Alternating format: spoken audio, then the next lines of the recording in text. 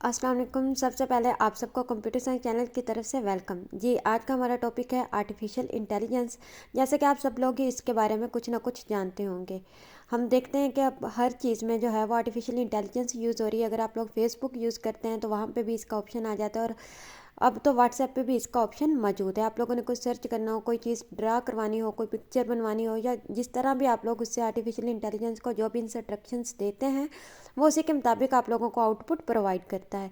तो बच्चे देखते हैं कि आर्टिफिशियल इंटेलिजेंस है क्या। आर्टिफिशियल इंटेलिजेंस जो है हमारे पास, ये भी एक फील्ड ऑफ स्टडी है जिसका मकसद क्या है, इसको बनाया क्यों गया है। तो देखते हैं कि आर्टिफिशियल इंटेलिजेंस जो है इसको इसलिए क्रिएट किया गया है ताकि ये इस तरह की मशीन्स को क्रिएट कर सके या फिर कंप्यूटर्स को क्रिएट कर सके जो बिल्कुल ह्यूमंस की तरह जो है वो टास्क को परफॉर्म कर सकें। एक्चुअली आर्टिफिशियल इंटेलिजेंस जो है ये ह्यूमन टास्क परफॉर्म करने का ही दूसरा नाम है। इसको इसी तरह कैपेबल बनाया जा रहा है कि ये बिल्कुल इंसानों की तरह काम कर सके। तो देखते हैं कि इसकी डेफिनेशन को हम किस तरह लिख सकते हैं। Artificial intelligence is a field of study that involves creating machines and computers that can perform tasks that typically require human intelligence। अब देखते हैं कि इसके सिस्टम्स में कौन कौन सी चीज़ें आ जाती हैं। AI systems can learn from experience, कि हमारा जो एक्सपीरियंस होता है उससे हम कुछ ना कुछ सीख लेते हैं इससे। AI can analyse large amounts of data. AI जो हमारे पास होता है ये लार्ज अमाउंट ऑफ डाटा को एनालाइज करता है टू लर्न, सीखने के लिए, patterns and trends and improve it's performance over time.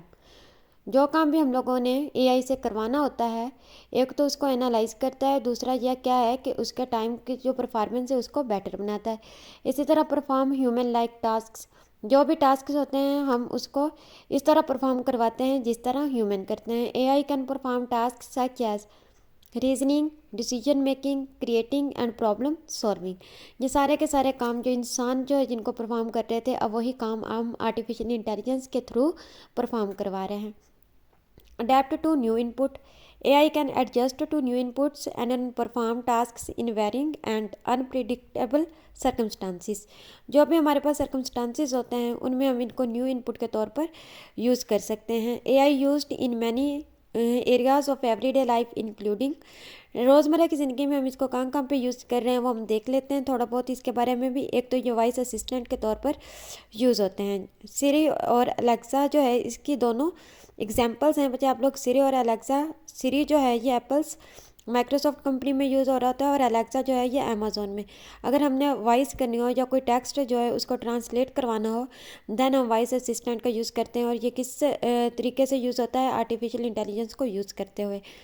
इसी तरह अगर हमने कोई चीज़ सर्च करनी हो या फिर मोबाइल फ़ोन पे कोई ना कोई फीचर इंस्टॉल करनी हो या यूज़ करना हो, तो ये सारी चीज़ें भी एआई की मदद से की जा सकती हैं। AI powered features are integrated into search engines and cell phones.